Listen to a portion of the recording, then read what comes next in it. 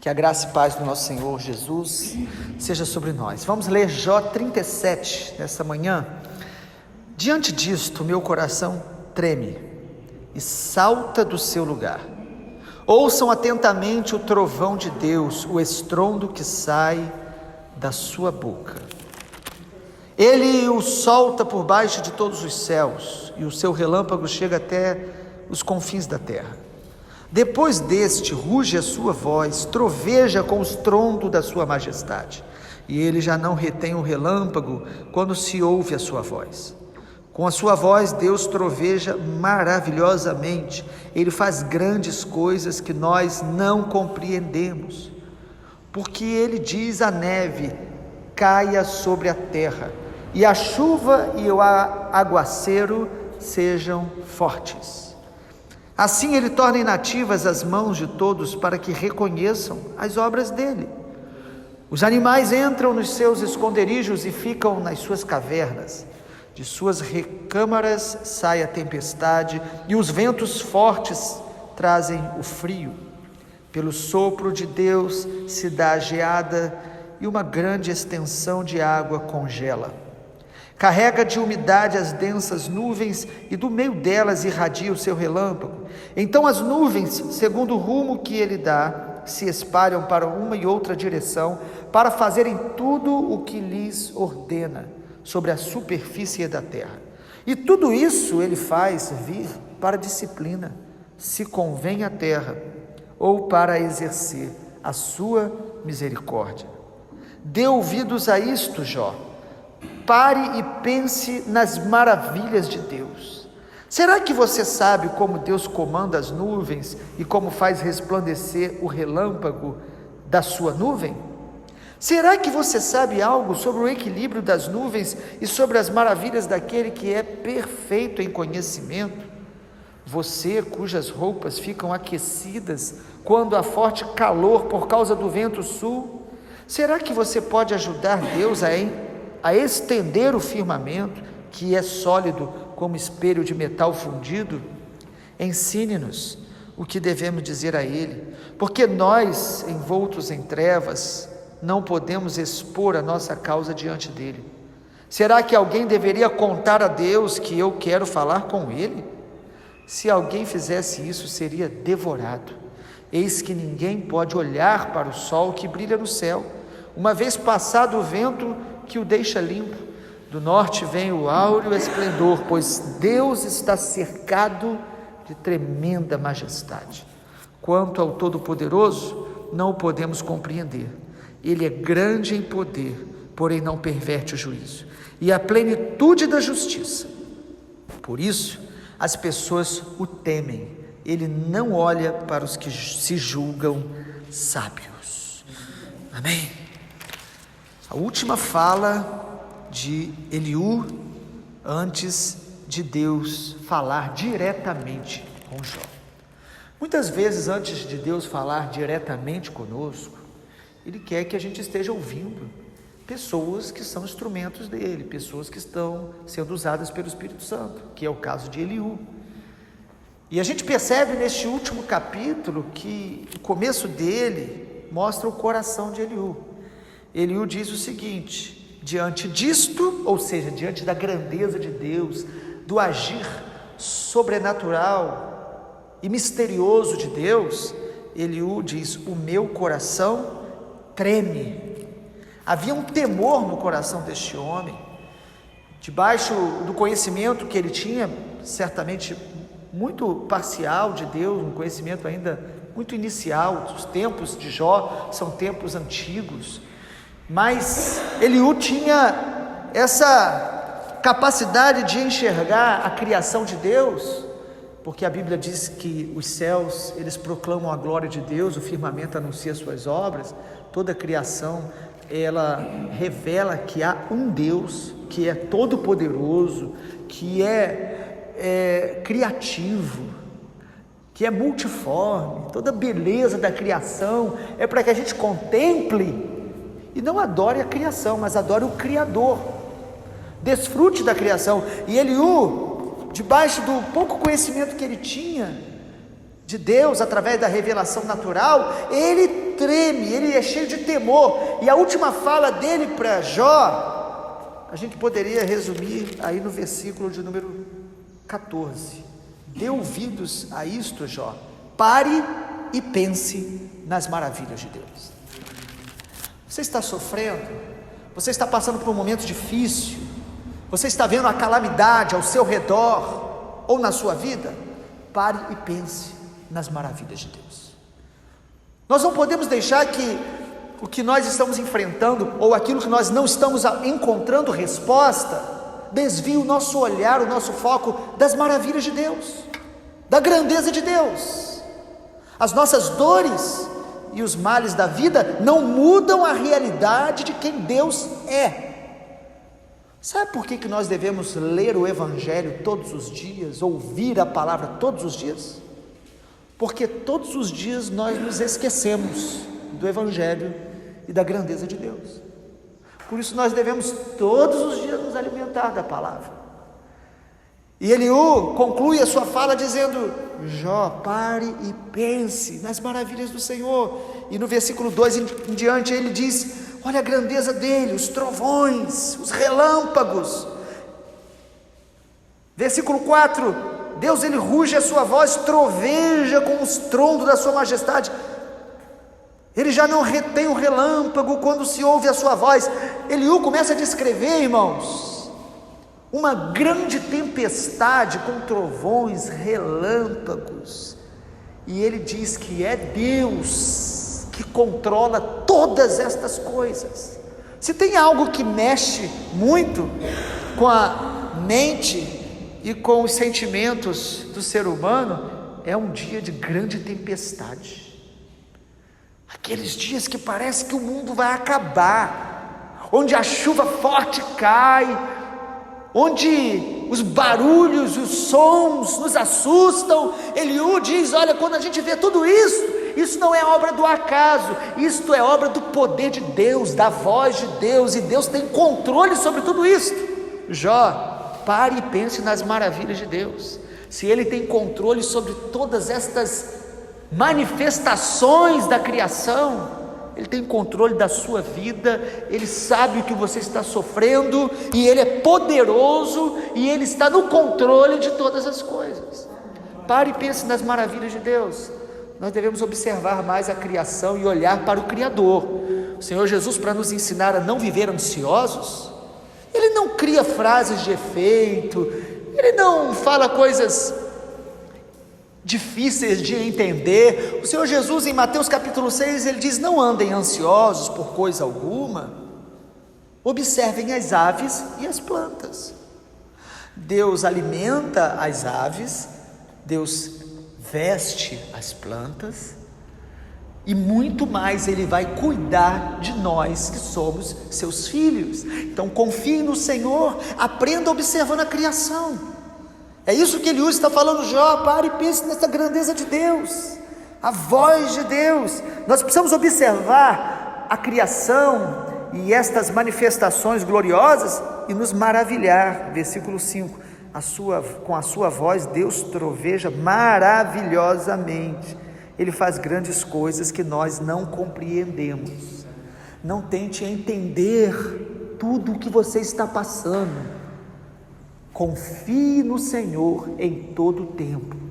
O chamado de Deus para Jó e para nós é confiar, é adorar, é reconhecer o Senhor acima dos ventos fortes, até mesmo, irmãos, a densidade da chuva. Olha que detalhe maravilhoso, versículo 6: o Senhor diz para que a neve caia, e a chuva e o aguaceiro, Ele diz, sejam fortes. Aí você diz: mas para que Deus faz tudo isso dessa maneira? Deus, Ele é Deus, Ele é soberano, Ele faz como Ele quer, e nós nunca vamos entender todas as obras da criação. Por isso o versículo diz, no versículo 7, Ele torna inativas as mãos de todos, para que reconheçam as obras dele. Ou seja, quando a chuva cai fortemente, o homem, com todos os recursos tecnológicos e com toda a sabedoria e conhecimento, muitas vezes ele não tem o que fazer, apenas socorrer os desabrigados, ajudar a resolver os problemas que uma grande chuva e tempestade trazem. Mas você sabe o que o Senhor está dizendo através de Eliú? O que Deus quer realmente nos ensinar, através de tudo o que acontece, é que a gente reconheça as obras dEle, que a gente dependa dEle, que a gente confie nele. E é muito interessante, irmãos, porque uma grande tempestade, trazendo todas as dificuldades que muitas vezes ela traz, ela pode ser vista de duas maneiras. Alguns podem olhar para as tempestades, as enchentes, as calamidades, e ficar blasfemando, ficar murmurando, ficar até mesmo revoltado com Deus. Mas outros podem olhar para tudo isso e crescer ainda mais no temor de Deus, na dependência de Deus, reconhecendo como nós somos pequenos, limitados. Assim também, quando uma enfermidade, um flagelo atinge a humanidade, alguns podem ficar revoltados, apavorados, outros podem se render mais ao Senhor, se humilhar mais ao Senhor, se consertar com Deus, reconhecendo que a nossa vida está debaixo de uma limitação tremenda. Nós somos finitos, limitados, pequenos, dependemos de Deus. É isso que Eliú está falando com Jó. Perceba, no versículo de número 13, tudo isso ele faz vir para disciplina, se convém à terra, ou para exercer a sua misericórdia. Sabe o que é interessante? As calamidades e até os sofrimentos que nós passamos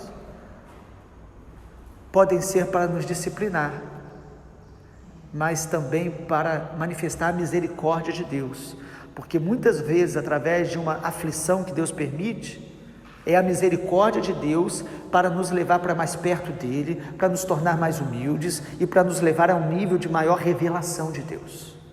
Porque muitos desertos que Deus permite é para nos purificar, nos libertar e nos tornar mais parecidos com Ele. Quantas pessoas que fogem do tratamento de Deus e elas se tornam mais egoístas, mais orgulhosas, mais incrédulas, elas não aprendem debaixo das circunstâncias que o Senhor permite. Então, o Senhor está falando para Jó: pare e pense nas maravilhas de Deus. Deus faz vir tudo isso para a disciplina, se convém à terra, ou para exercer a sua misericórdia. É interessante que uma grande aflição pode levar muitas pessoas a um quebrantamento maior. Quantas pessoas, depois que passaram por um grande livramento, por uma grande superação, elas se tornaram mais apaixonadas por Deus, mais humildes, mais quebrantadas, mais perdoadoras, e outros vão se tornando cada dia mais duros. E aí, irmãos, para a gente partir para a conclusão do capítulo 37, a partir do versículo 14, então, Eliú está dizendo: Jó, pare e pense nas maravilhas de Deus. Versículo 15: será que você sabe como Deus comanda as nuvens e faz resplandecer o relâmpago da sua nuvem? Começa a vir aqui umas perguntas, irmãos, muito diretas. O que Eliú está falando é: Jó, reconheça a sua ignorância quanto à forma de Deus trabalhar, quanto à maneira de Deus pensar. Deus faz todas as coisas de maneira muito além do que nós podemos explicar. O que nós vemos na fala de Eliú, enquanto os amigos de Jó tentavam dar respostas simplistas, de acordo com a filosofia da época, de acordo com os padrões de respostas prontas que a maioria de nós tentamos dar ao sofrimento, Eliú traz uma revelação muito mais sofisticada. Ele mostra que nós não temos a dimensão, nós não temos a noção da grandeza de Deus, da majestade de Deus, do poder de Deus, do amor de Deus, da soberania de Deus, e de que Deus trabalha por trás de todas as coisas que nós não entendemos. A Bíblia diz: todas as coisas cooperam para o bem daqueles que amam a Deus, daqueles que são chamados segundo o seu propósito.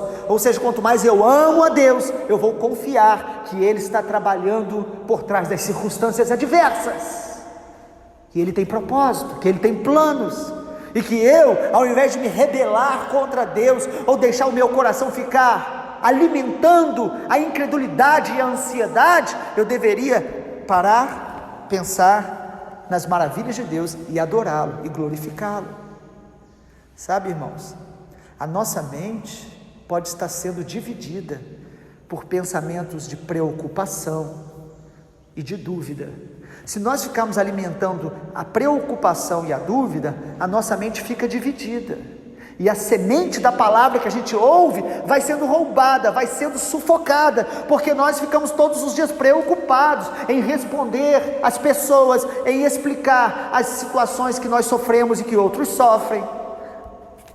Mas se nós pararmos para pensar nas maravilhas de Deus, nós vamos ver que Deus, Ele comanda as nuvens, Ele faz resplandecer o relâmpago, e nós não sabemos como estas coisas acontecem. É impressionante como que os cientistas, os estudiosos, os grandes homens intelectuais do mundo ficam paralisados e não sabem explicar quase nada.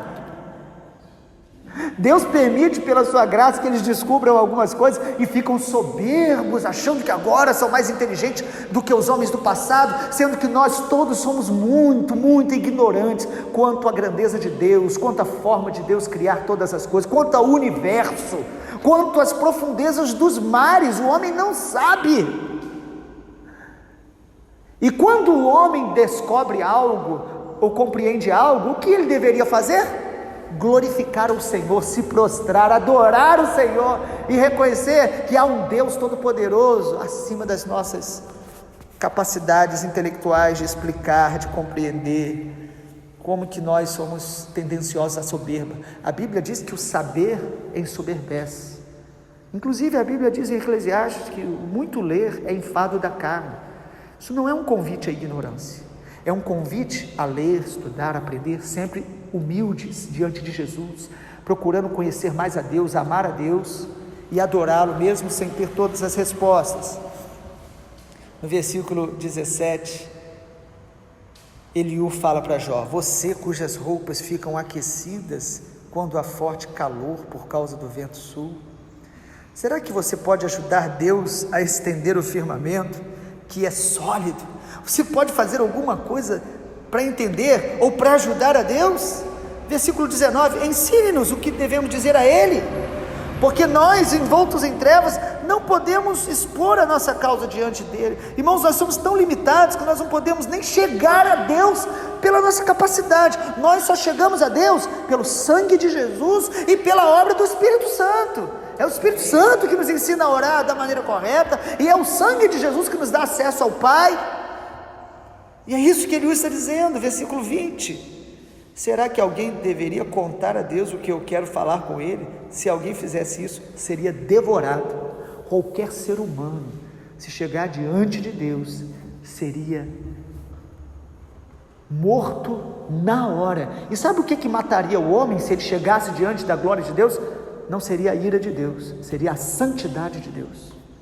Mas pelo sangue de Jesus nós temos acesso, pelo novo e vivo caminho, nós podemos estar diante do trono da graça, prostrados para adorar, para exaltá-lo, mesmo quando estamos sofrendo dores, mesmo quando não estamos entendendo o que está acontecendo com a gente, ou porque Deus está permitindo algo. Adore, contemple, pare e pense nas maravilhas de Deus, e fale das maravilhas de Deus.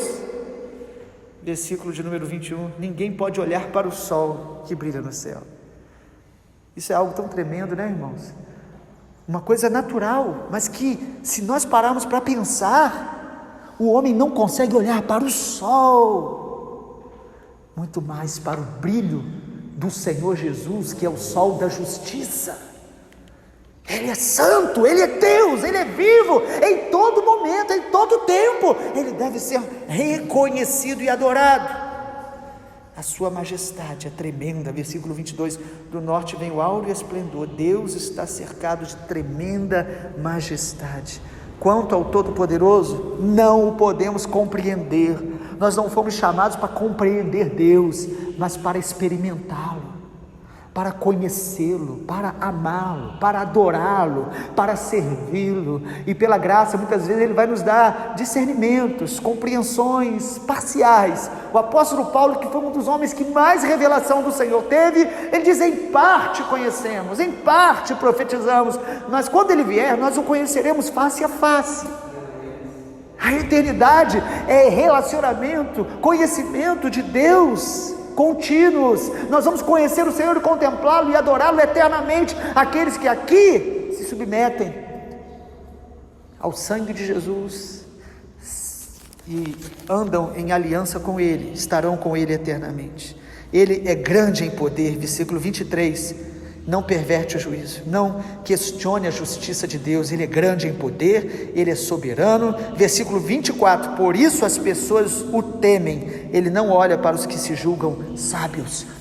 Diante da grandeza de Deus, Jó, pare e pense, e o adore, e tema o Senhor.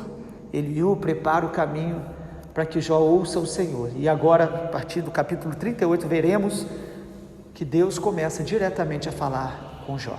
Vamos orar? Pai, nós te louvamos pela tua palavra gloriosa, santa, que precisamos todos os dias meditar nela, que essa revelação preciosa que o Senhor nos dá possa ser gravada no nosso coração, possa inspirar em nós o temor, a adoração, o amor, o reconhecimento da tua glória, Pai, da tua grandeza, da tua misericórdia de nos ter dado a salvação em Jesus, e da obra contínua que o Senhor está fazendo de nos santificar no meio dos vales, no meio das dores, mas sobretudo através do relacionamento com o Senhor e da tua palavra, nós temos sido purificados. Te louvamos e oramos em gratidão ao Senhor, em nome de Jesus.